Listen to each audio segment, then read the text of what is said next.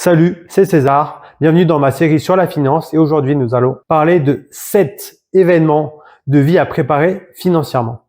La vie est remplie de grandes étapes et certaines peuvent coûter cher. Que ce soit ton premier job, l'achat de ta voiture ou ta maison ou bien ta retraite, mieux vaut être préparé financièrement pour éviter les galères. Aujourd'hui, je vais te parler de 7 moments clés où bien gérer ton argent peut faire toute la différence. Et reste bien jusqu'à la fin, je vais te donner une astuce puissante pour assurer ton avenir financier. C'est parti. Ton premier job, le début de ta liberté financière. Ça y est, tu as décroché ton premier job et avec lui ton premier salaire. Mais attention, ce n'est pas parce que tu gagnes de l'argent que tu dois tout dépenser. La première chose à faire, mettre en place un budget. Je peux recommander la méthode du 50-30-20, une méthode simple. 50% pour les dépenses essentielles, loyer, nourriture, transport, ce qui te permet de vivre au quotidien. 30% pour les sorties, les loisirs, ça veut dire sorties, voyages, shopping, etc. Ce que j'appelle entre guillemets superflu. Et 20% pour l'épargne et les investissements. N'oublie pas, plus tu épargnes tôt, plus ton argent travaille pour toi grâce aux intérêts composés. Le deuxième point, c'est rembourser ses prêts étudiants. Une course contre les intérêts. Si tu as contracté un prêt étudiant, il est temps de t'en débarrasser. Le plus vite possible, les intérêts peuvent s'accumuler rapidement et peser sur ton budget. Donc je te recommande tout d'abord de payer plus que le minimum. Même 50 € de plus par mois peuvent faire une grande différence. Ensuite, tu peux essayer de regarder auprès d'autres banques, auprès d'autres institutions pour refinancer ton prêt. Si tu trouves un taux d'intérêt plus bas, c'est tout bénef pour toi. Le troisième événement qui est très important, c'est acheter une voiture, le piège du crédit facile. Avoir sa propre voiture, c'est top, mais attention à ne pas te ruiner. Avant d'acheter, demande-toi, ai-je vraiment besoin d'un modèle neuf? Alors pour ce qui est de la comparaison, un modèle neuf, c'est plus cher, mais la garantie, les technologies sont plus récentes. On a plus de garanties. Souvent, on achète auprès du constructeur. C'est-à-dire, elle a peu ou pas roulé avant, ou même sur commande, c'est-à-dire qu'elle n'aura pas du tout roulé. Après, en fonction de la gamme également, si vous prenez dans les entrées de gamme comme Renault, Toyota, etc., donc vous avez des prix plus abordables. Si vous commencez d'entrée de gamme avec un gros cylindre V8 chez Audi ou chez Mercedes, ça sera légèrement plus cher. Et de l'autre côté, nous avons les occasions, c'est moins cher, mais il y aura potentiellement plus d'entretien et moins de garantie. C'est-à-dire, il y a eu des changements de main successifs, il y aura plus de kilométrage. Bon, après, c'est un choix, une décision à faire que vous avez.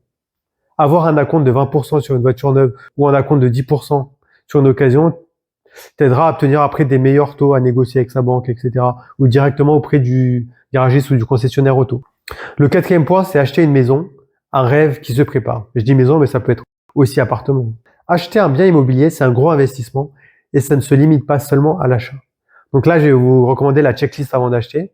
Donc c'est vérifier son budget et sa capacité d'emprunt. Économiser un apport, donc ça veut dire idéalement de 10 à 20%. 10% c'est vraiment le minimum global et après ne pas oublier les frais annexes, notaires, taxes, travaux, etc. Je vous conseille aussi de faire vos propres recherches et ne pas croire à la première banque venue. Ça veut dire comparer avec différentes banques, avec différentes institutions, ne pas hésiter à aller prendre rendez-vous avec un courtier pour avoir son avis également. Plus vous avez d'avis d'experts et de professionnels, plus votre choix, vous ferez le meilleur choix. Le cinquième événement aussi, c'est le changement d'emploi. Comment avoir une transition financière intelligente? Changer de job, c'est souvent une bonne chose pour évoluer, mais attention aux conséquences financières. Donc là, j'ai élevé certains points de vigilance. Le premier, c'est couvrir la période de transition. Donc ça veut dire avoir 3 à 6 mois d'épargne pour éviter le stress. Par exemple, si vous démissionnez, vous n'êtes pas embauché tout de suite, ou il y a un petit délai, il faut vraiment avoir de l'épargne pour pouvoir payer ses factures essentielles et ses obligations. Après, il faut aussi vérifier les avantages. La mutuelle, la retraite, l'épargne salariale. Et aussi, quand vous changez de travail, n'oubliez jamais de récupérer vos droits. Ne laissez pas dormir votre ancien plan de retraite que vous avez souscrit ou auquel vous participez via l'entreprise. Soit vous continuez à faire fructifier votre argent, soit vous retirez tout. Ça dépend de où vous en êtes dans votre vie. Le sixième événement aussi, c'est préparer l'éducation de ses enfants. Anticiper pour éviter les galères. L'éducation coûte cher, surtout si tu veux offrir la meilleure option à tes enfants. Bonne nouvelle, plus tôt tu commences à épargner, plus ce sera facile. Donc, contrairement aux États-Unis où ils ont le plan 529, où c'est un placement avantageux pour l'éducation, en France, je vais vous plutôt recommander tout ce qui sera assurance vie, parce que il y a la possibilité de programmer des rachats partiels Pour financer les études et aussi au niveau de la succession, c'est beaucoup plus facile.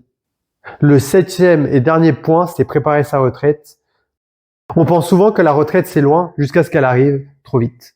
L'idéal, commencer dès maintenant avec des petites sommes.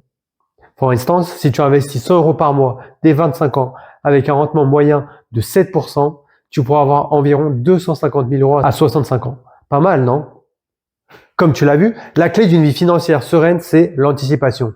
Plus tôt tu commences à te préparer, mieux tu seras équipé pour affronter les grandes étapes sans stress. Dis-moi en commentaire quelle est l'étape que tu trouves la plus efficace à anticiper. Si tu as aimé cette vidéo, n'oublie pas de liker, partager, t'abonner et d'activer la cloche des notifications pour ne rien manquer. À très vite pour de nouveaux conseils financiers. C'était César et merci de m'avoir écouté. On se retrouve de l'autre côté. Ciao, ciao.